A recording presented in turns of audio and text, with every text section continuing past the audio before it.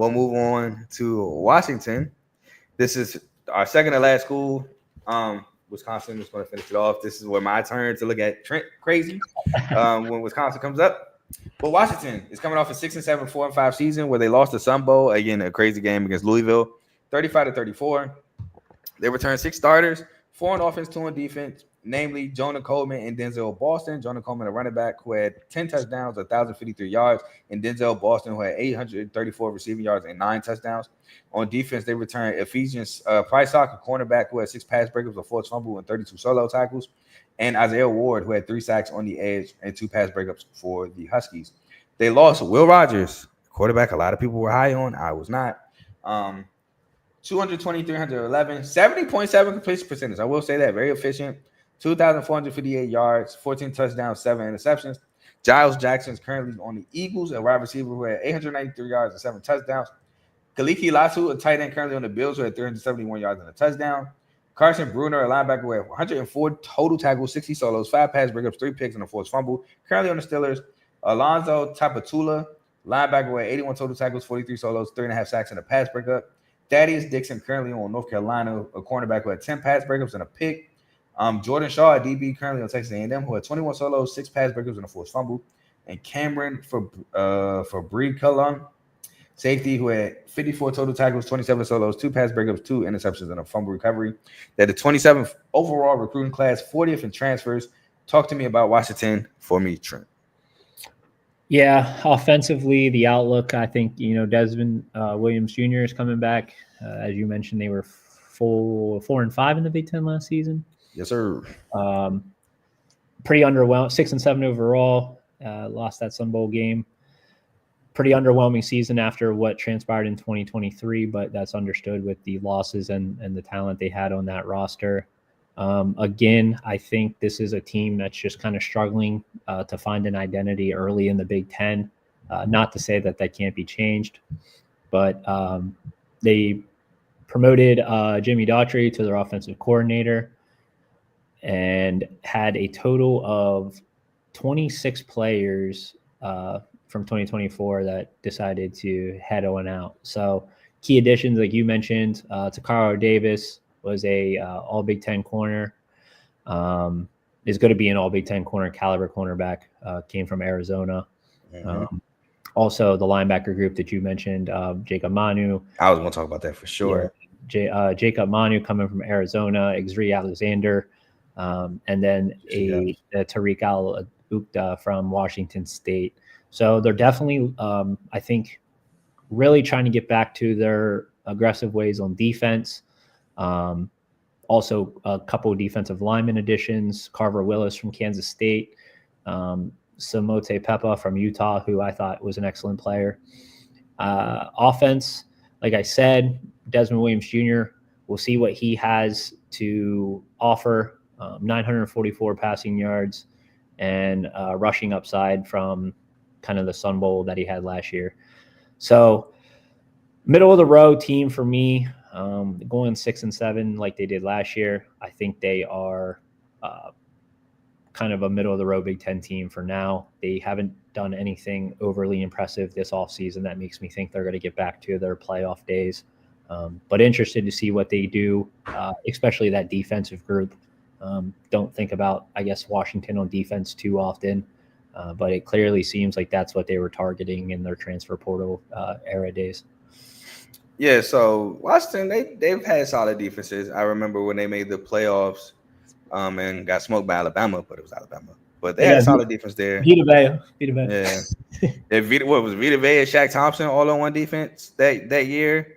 Yeah, and then 2 years ago, they had a pretty good defense with Jabbar Muhammad at cornerback. It's just they played Michigan, and Michigan was just hot. They couldn't stop the run. That was Washington's issue. They couldn't stop the run.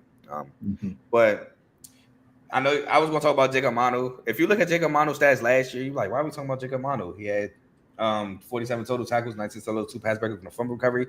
But you got to look at the 2023 season. He had an amazing 2023 year under Coach Jed Fish, and now he's reunited with Coach Jed Fish at Washington. So excited to see how he does there.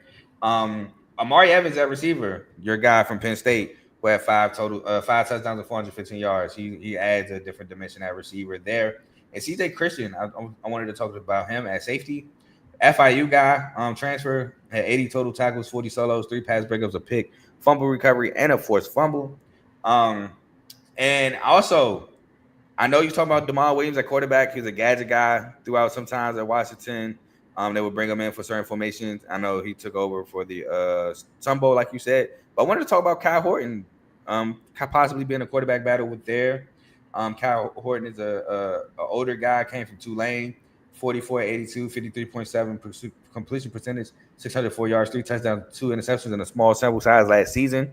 So interesting to see how that quarterback battle goes. I do think Damon Williams wins it, just because of familiarity and everything like that. And they do like the kid. But just wanted to throw in that little wrinkle. They had the 61st total offense, 28th total defense, 32nd passing, 100th in rushing, 104th in scoring offense, 2nd in passing defense, 87th in rushing defense. I wrote passing by accident. And tied 53rd in scoring defense. So pretty solid defensively there. I just remember games like Iowa where they couldn't stop the run. Iowa killed them on the ground on the way to 40-some points. But if you're ready, we can talk about the schedule for Washington. Let's get it. All right, just gotta get my mouse going. He said Joe said shout out to the Bucks. I don't know why. He said Vita Vea. Oh, okay, yeah, that makes sense. Washington, the preview not showing up. I don't know why that stopped showing. Colorado State, first game of the season. I have as a win. I also have as a win. I hope this don't ruin my timestamps for you, Joe. You at UC Davis, a win. Also got a win, yep. But UC Davis be having some talent come out of there now. Teddy Buchanan. We got another guy in the ACC. I can't remember his name right now, but they be having some talent. Washington State, the Apple Cup. It's at Washington State, but Mateer's gone. They lost Jake Dickert. He's currently at Wake Forest. I got Washington winning the Apple Cup. I got Washington winning the Apple Cup as well. Then first Big Ten game against Ohio State at home. L. Yep, loss for me too. Then at Maryland, I have as a loss for Washington. I also had that as a loss. At home against Rutgers, I have as a win. I have as a loss. On the road. I'm sorry. I have a win against Rutgers. My bad. Okay, cool. On the road at Michigan, I have as a loss. I also have as a loss. At home against Illinois, I have as a loss. I also have as a loss. At Wisconsin, I have as a loss. I also have as a loss. At home against Purdue, I have as a win. I got as a win too. On the road at UCLA, I have as a loss. I have a win. And at home against Oregon, I have as a loss. I also have as a loss. So I have them at 5-7, 2-7. You have them at 6-6, 3-6. Because the only game we disagree is UCLA. I have as a loss. Yeah, I'm trying to think. I think I only got 2 wins in the Big Ten though. UCLA and Purdue. I had Rutgers. I had them losing to Rutgers. Yeah. Okay. Never mind. So no, I think we both 5-7, 2-7. I have them beating Rutgers. Yep. So Purdue, Purdue and UCLA are my 2 Big Ten wins for them. And my 2 Big Ten wins are Rutgers and Purdue.